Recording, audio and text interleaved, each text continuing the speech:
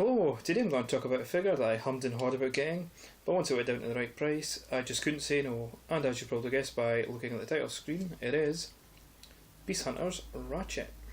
When images of this figure surfaced online initially, I just wasn't interested at all. The colour scheme in his alt mode looked terrible, and I just didn't get the overall design as to why he looked like he did. But once I realised he was supposed to be a homage to the Beast Wars Dinobot character, it piqued my interest. Now, a lot of people think he is solely based in Dinobot 2, mainly due to his head sculpt there and the chest piece.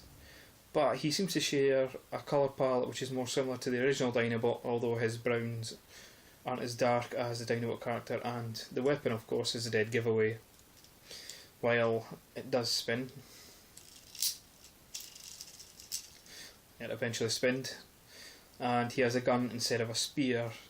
It still shows you that it's a nice homage to the Dinobot character, and I'm glad it mixes both of them because I prefer the original version of Dinobot to the latter Transmetal 2 Dinobot version.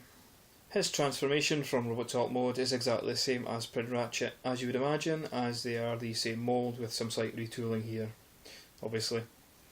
So while the front part is quite easy to transform, the back part, getting everything aligned, can be a pain in the ass, but once you master it, it becomes second nature and it's pretty easy to do. I prefer the original ambulance alt mode over this one. While it looks quite cool and is an ambulance from hell, I just prefer the clean cut look of the original mould. So overall, would I recommend this figure? If you are a Beast Wars fan, then yes, certainly I would. It's a fantastic design by the Hasbro team. He does look like Dinobot and is a nice addition to your collection.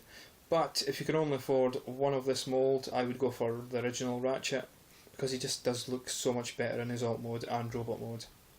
That said, I am glad I did purchase this figure, albeit at a reduced price.